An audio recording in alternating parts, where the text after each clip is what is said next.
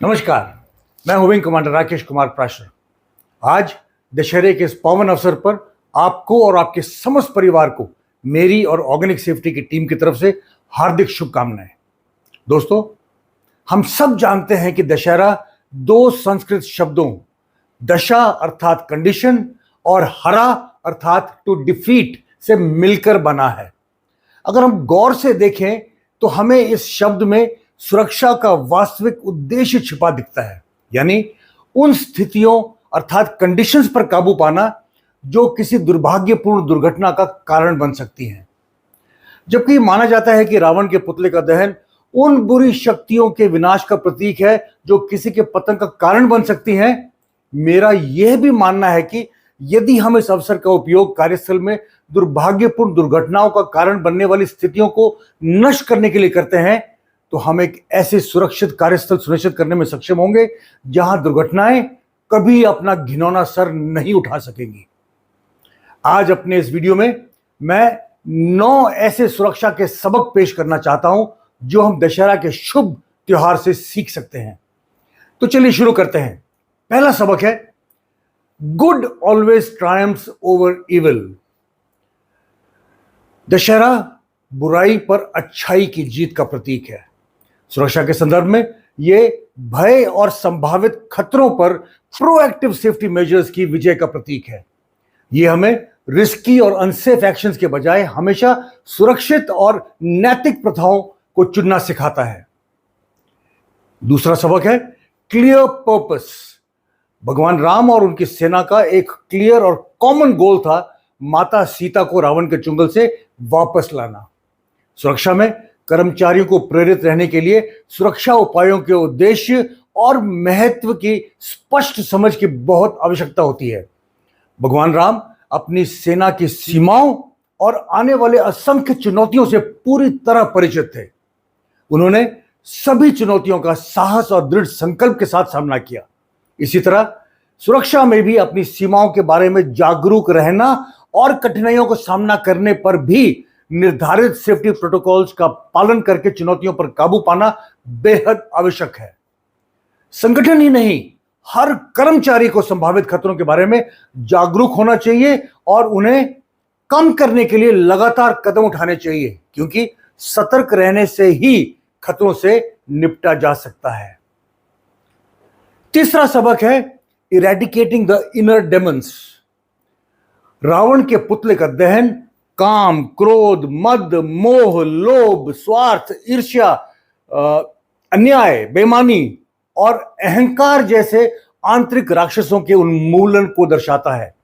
इसी तरह एक सुरक्षित कार्यस्थल सुनिश्चित करने के लिए हमें इन आंतरिक राक्षसों के साथ साथ उन सभी असुरक्षित व्यवहार और आदतों को भी खत्म करना चाहिए जो दुर्घटनाओं का कारण बन सकते हैं। चौथा सबक है, प्लानिंग एंड प्रिपरेशन। जिस तरह भगवान राम की जीत एक सोची समझी स्ट्रैटेजी और केयरफुल प्लानिंग का परिणाम थी, उसी तरह दुर्घटनाओं को रोकने के लिए एक सोची समझी स्ट्रैटेजी और केयरफुल प्लानिंग के साथ साथ सुरक्षा उपायों के प्रिपरेशन और इंप्लीमेंटेशन की आवश्यकता भी होती है। यह काम शुरू करने से पहले हमें यह सुनिश्चित करने में मदद करता है कि हमारे पास पर्याप्त ज्ञान और सही टूल्स एंड इक्विपमेंट के साथ साथ कॉम्पिटेंट सुपरविजन भी है या नहीं। Number 5, unity and team work. भगवान राम की सफलता में टीम वर्क और कोऑर्डिनेशन का बहुत बड़ा हाथ था, जो उनकी जीत में उनके सहयोगियों द्वारा निभाई गई महत्वपूर्ण भूमिका से स्पष्ट है। इस प्रकार दशहरे का त्योहार भी एकता का प्रतीक है। सुरक्षा में दुर्घटनाओं को रोकने और इमरजेंसी सिचुएशंस में प्रभावी ढंग से रिस्पॉन्ड करने के लिए टीम वर्क और कोऑर्डिनेशन अति आवश्यक है। यह एक ऐसा सेफ्टी कल्चर सुनिश्चित करने में मदद करता है जिसमें हर कोई एकजुट रहते हुए एक दूसरे का ख्याल रखते हैं। छठा सबक है, एलिमिनेटिंग एरोगेंस। जिस प्रकार रावण का अहंकार उसके पतन का कारण बना, उसी प्रकार ओवर कॉन्फिडेंस और एरोगेंस कार्यस्थलों में दुर्घटनाओं का कारण बन सकता है। दशहरा हमें दुर्घटनाओं को रोकने के लिए इग्नोरेंस, नेग्लिजेंस, ओवर कॉन्फिडेंस और एरोगेंस को खत्म करने के लिए शिक्षा और जागरूकता के महत्व को दर्शाता है। 7वां सबक है, कलेक्टिव रिस्पॉन्सिबिलिटी। दशहरा जीवन और जीत का उत्सव है जो हमेशा एक सामुदायिक कार्यक्रम के रूप में मनाया जाता है। सुरक्षा के संदर्भ में यह हमें सुरक्षा उपायों के उद्देश्य और महत्व को समझने के साथ साथ अपनी और दूसरों की सुरक्षा के लिए हर समय सभी सेफ्टी प्रोटोकॉल्स का सम्मान और पालन करके जीवन बचाने में सामूहिक जिम्मेदारी के महत्व को रेखांकित करता है। 8वां सबक है लीडरशिप।